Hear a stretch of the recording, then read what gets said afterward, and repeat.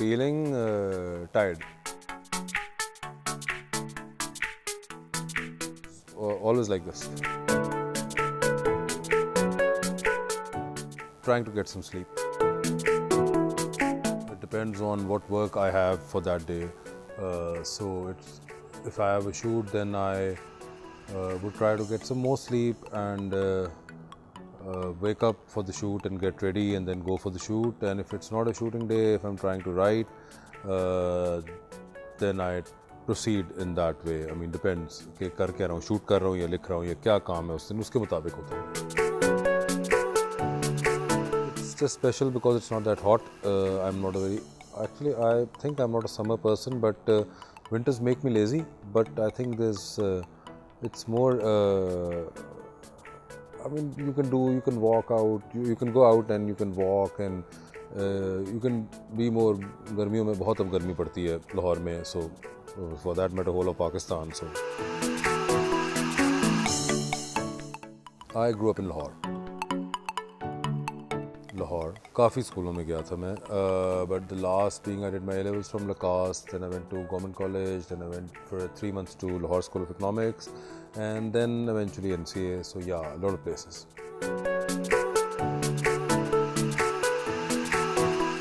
Oh, it was great. There was not that much chaos. There was not that much traffic. There was no social media. So I think it was just great. Qasim Rahman, Hasham Khan. Then there was Jawad Shirazi and Jahan Zeb. So yeah, you थे. Like 3-4 दोस्तों में still I have that group. Yeah, it's very hard. Very, very hard.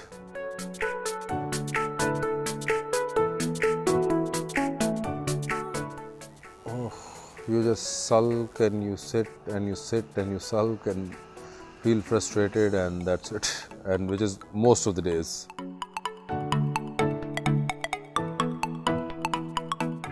None whatsoever. Given up on New Year resolutions quite some time back. People ask me to write serials for them, which never used to earlier. Serials basically in 50-minute format. I used to write 20 minutes earlier. So उसके बाद Dolly के बाद they wanted me to write 50-minute format serials, which didn't really happen before Dolly. So yeah, life changed like that. Oh God, there are too many. So I can't really name one. The list is too long, I think. But primarily all Desi, I would say. Primarily all Desi, yeah. I like Ben Stiller because I think because of his writing, his acting, and yeah, so I like his work.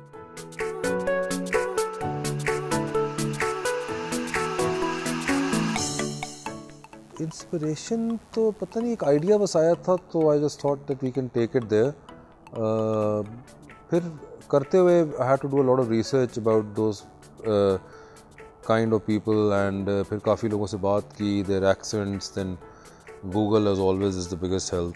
वो किया, personally बात करके देखा जिनसे कर सकता था. I had not been to England ever when I wrote Dolly, तो वो एक handicap था, मगर उस handicap के साथ ही काम चलाया. जिस हद तक जो research कर सकता था वो मैंने की.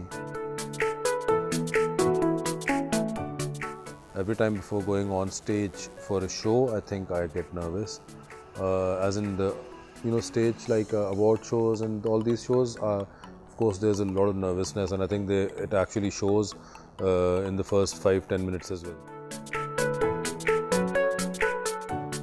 Bias तो I think एक चीज़ होती है, fixed भी होते हैं, bias भी होते हैं, pleasing भी होते हैं, PRing भी हो रही होती है, so everything that it shouldn't be, it they are.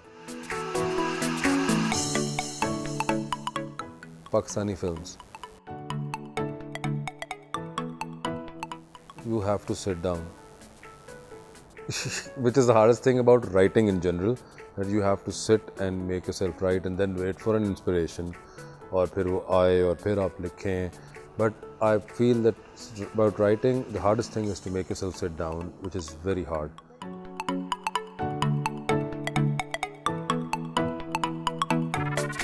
That way too many, I think. I can't think of one, but must be way too many. But I remember the first time back in 2000 when I wrote Jat and Bond for a theatre play, and we were doing our performance.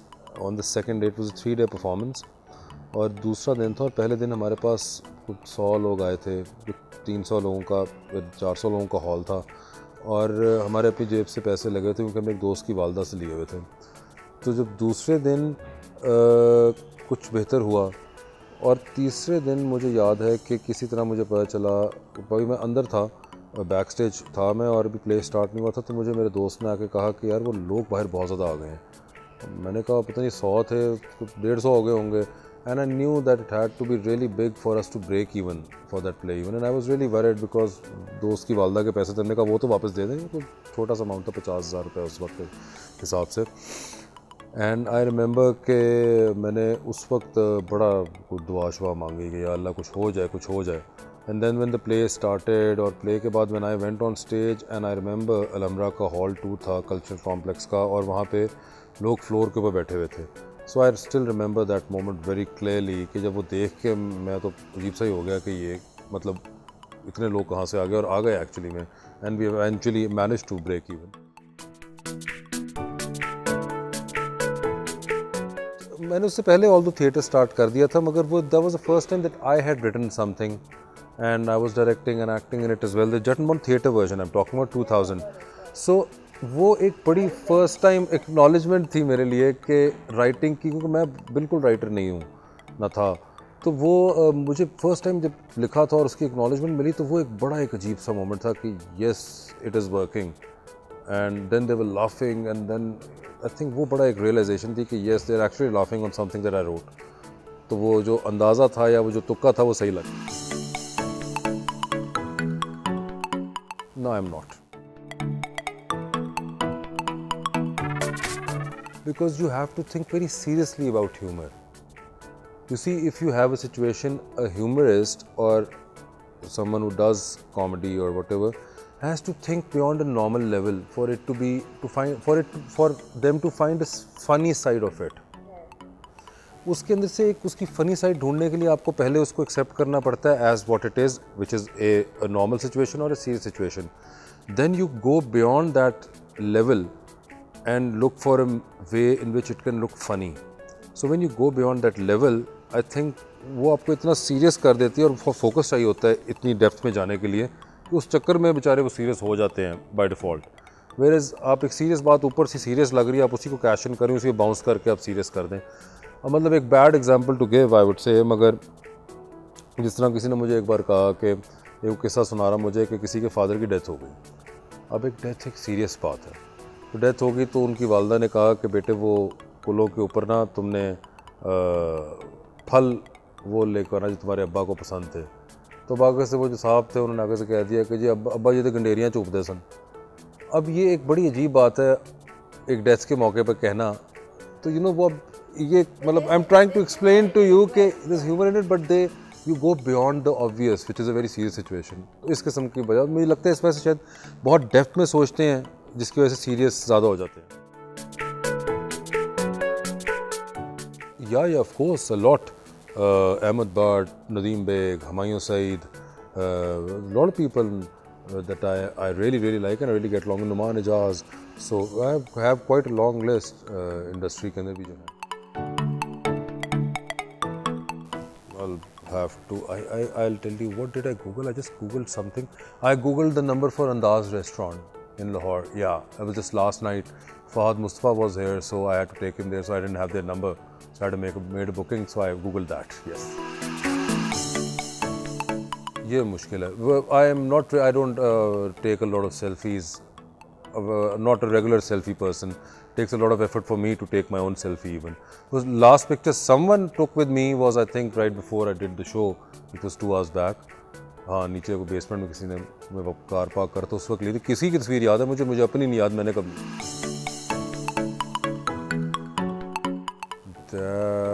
There's just other than the the liveliness and the and the love and the bundle of joy that is, I think there's this मुफ्त की रहमत जो कि आपको मिल रही है from God, and that is just because of them. Otherwise ना मेरी को अपनी हालत है, ना को हरकत हैं, ना मेरे ख्याल सकनात हैं जिसकी वजह से मिले, तो वो सिर्फ उस वजह से मिल रही है। That is the best thing. वो मुफ्त में आ रही है, मतलब वो उसमें कुछ भी नहीं, वो अल्लाह मियाँ ने करनी थी, वो एक फ्री की सप्लाई ऊपर से अल्लाह मियाँ ने की हुई है, तो that is the best thing I think. यार एज सच वो नहीं हुआ, स्टार स्ट्रक मुझे नहीं लगता, मगर of course there's lot of people that I really have been a fan of since I was not even in this field. So I think उनको मिलते हुए, कभी किसी का इंटरव्यू करते हुए, of course there is a lot of pleasure and there is a lot of good feeling that I have, वो होगा। मगर स्टार स्ट्रक मुझे नहीं पता कि वो टिपिकल स्टार स्ट्रक होता है, मुझे लगता है अभी तक वो मैं एट सच नहीं हुआ हूँगा, मतलब आई डोंट नो, किसी तरह कवर कर लेता हूँ। यार ये भी बड़ा कुछ मिक्स हो चुका हुआ है अब सारा, काफ़ी हाँ चीज़ें मिक्स हो गई हैं। पहले मैं होता था बड़ा क्लियर अबाउट थाईलैंड, बट अब मैं बड़े से गया भी नहीं हूँ। But I think Thailand is good because I been there lot of times, otherwise I like London.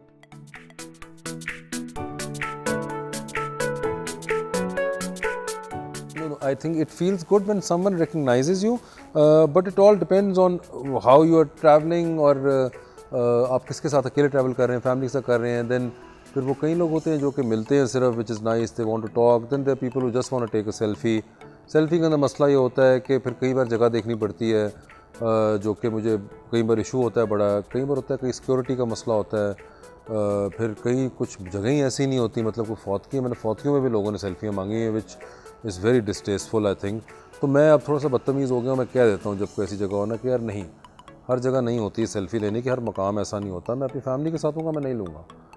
तो यू नो अनलेस अनटिल आपके पास को बच्चे हों, बच्चे लेना चाह रहे हैं, मैं बड़ों को पसंद लेता, तो वो डिपेंड करता है। मगर otherwise recognition is good. People when they talk, I what I feel, क्योंकि मुझे सबसे बड़ा गिला भी है, लोग बात नहीं करना चाहते, वो सिर्फ सेल्फ़ी लेना चाहते हैं। तो ये मुझे एक बड़ा इशू होता है कि वो सेल्फ़ी क्यों लेना चाह रहे हैं, क्योंकि वो सिर्फ अपने सोशल मीडिया अकाउंट के ऊपर लगाना चाहते हैं। मैं इसके ऊपर, मुझे याद है एक बार दुबई के अंदर, आपने याद है, मुझे एक वाक़या याद आया कि दुबई के अंदर मैं और एक बार मैं और एक और दो, हुमायूं और नदीम, हम लोग खड़े हुए थे एक होटल के बाहर। तो कुछ लड़के आगे पाकिस्तानी थे, वो बॉयज़, और वो वहाँ पे काम शाम करते थे। तो उन्होंने आगे कहा भाईजान सेल्फ़ी, उन्होंने हुमायूं के साथ ली, उन्होंने नदीम के साथ, मेरे पास है। तो मैंने कहा मैंने सेल्फ़ी नहीं खिंचवानी। तो वो नदीम, वो हुमायूं वगैरह को पता है इस बात को, हंसना शुरू हो गया। तो मैंने कहा नहीं तू बैठ जा। मैंने उस लड़के को बिठा लिया अपने पास। मैंने कहा यार तुम मुझसे बात करो। वो अजीब सा हो गया, क्या मतलब जी, क्या बात करूँ? मैं कहा मुझे बताओ बेटे, तुम कौन हो, तुम कहाँ से हो, तुम यहाँ काम करते हो, कितने अरसे से कर रहे हो, फ़लाँ चीज़, तुम मेरे से बात कर। ये ज़्यादा मज़े की बात है या फिर इसके कि तू तस्वीर लेके भागना चाह रहा है, कि तूने जाके लगा देनी है तस्वीर अब, और उस पर 100-150 लाइक आ जाएगा, शायद वो भी ना आए, और बस वो उसके बाद बात आई गई होगी, 2 हफ्ते बाद कोई और, आप मूव ऑन कर जाते हैं।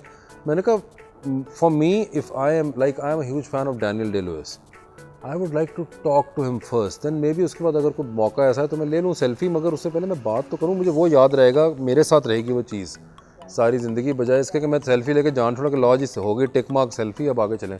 तो मुझे लगता है कि लोगों ने बात करना ख़त्म कर दी है, लोग वैसे नहीं मिलना चाहते, लोग बस सेल्फ़ी लेना चाहते हैं सिर्फ, जो कि उसकी वजह बड़ी बिल्कुल और मुझे लगती है कि वो एक आई गई चीज़ होती है। बात करके हम देखें तो कुछ ज़्यादा पता चल जाए शायद।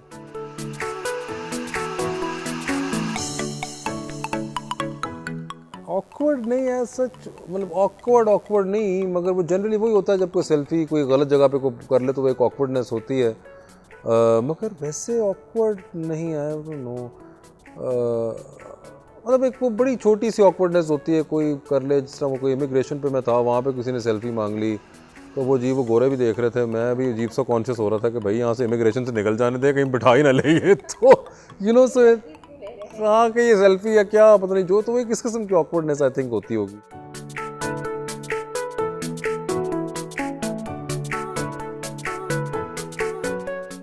लॉट, ये फिर एक मतलब बिन मोर देन 350-400 शो हो चुका हुआ है, सो बहुत ज़्यादा मेमोरीज़ हैं, बहुत ज़्यादा गेस्ट के साथ, तो I can't really nail it down to one.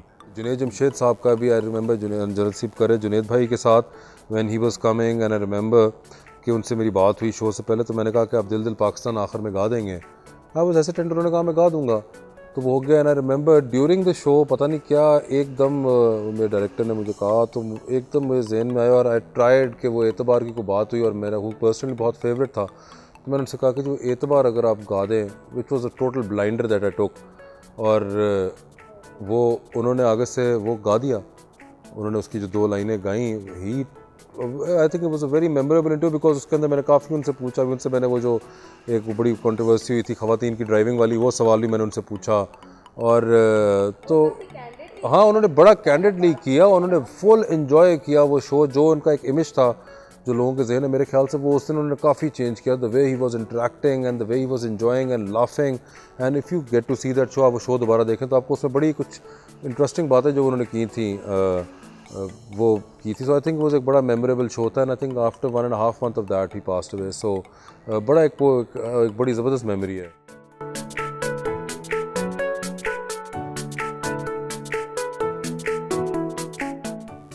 At the time, very good.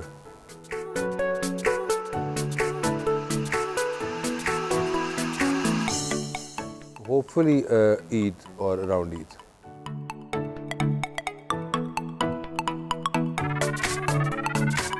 Hopefully an entertaining film.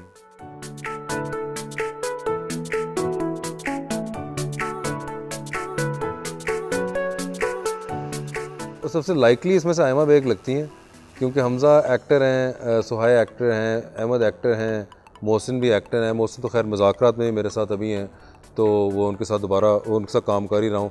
बाकी 3 भी एक्टर हैं, तो उनके साथ कहीं ना कहीं पाला पड़ जाएगा। आयमा क्योंकि एक्टिंग नहीं करती, तो मुझे लग रहा है कि इस वजह से शायद पाला नहीं पड़ पाएगा राइटिंग साइड से, और मुज़ाकरात में वो है नहीं, तो मेरे ख्याल से वो एक लाइकली चॉइस है कि वो शायद काम ना करें।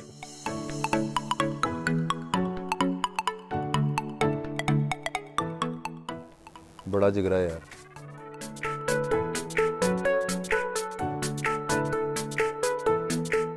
पाकिस्तान ने मुझे क्या दिया? पाकिस्तान ने सब कुछ दिया, और किसी ने दिया क्या है?